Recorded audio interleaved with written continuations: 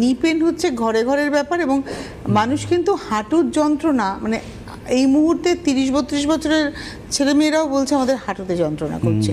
70-80-তে পৌঁছাতে তাদের তো অনেক দেরি, অনেক দেরি আছে। আজকে 30-32 বছর বয়সেও দেখা যায় যে ডক্টর তাকে সাজেস্ট করছে হাঁটু রিপ্লেস করার জন্য। তো এটা একটা প্যাথেটিক আমি বলবো। আর যারা ভুলবশত করেওছেন তারা কতটা সাকসেস আছেন এখানে একটা কিন্তু প্রশ্ন তার লাইফের মধ্যে হয়ে আছে। কিন্তু রাঙ্গুলি আয়ুর্বেদ বলছে যে হাঁটুর ব্যথা হলে, হাঁটুর প্রবলেমস হলে, হাঁটুর যদি ব্লক হয়ে যায়, মুভমেন্টস ব্লক হয়ে যায় বা জেল শুকিয়ে যায়, যেটাকে আপনাদের অ্যালোপ্যাথিক মতে বলে যে হাঁটু ক্ষয়ে গেছে, একটা 30-32 বছরের মহিলার একটা হাঁটু ক্ষয়ে গেছে, হাঁটুটা ফেলে দিতে হবে, কৃত্রিম হাঁটু লাগাতে হবে। কিন্তু রাঙ্গুলি আয়ুর্বেদিক বলছে এরকম কিছু প্রয়োজন পড়ে না।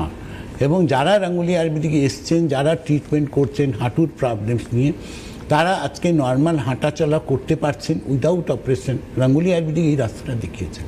রাঙ্গুলি আয়ুর্বেদিক প্রথম এই জায়গাটাকে বলছে যে জেলটা যেটা শুকিয়ে গেছে সে জেল রিফর্মেশন হয়।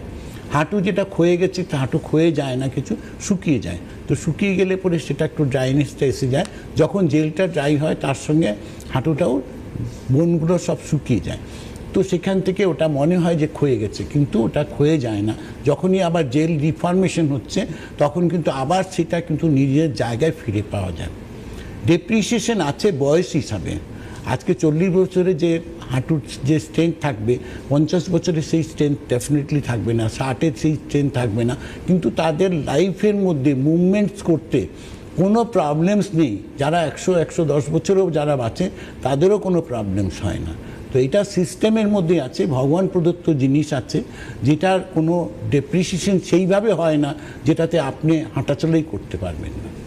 ওটা আমরাই করে ফেলি, আমাদের ভুল প্রয়োগে আমরা জিনিসটাকে নষ্ট করে ফেলি।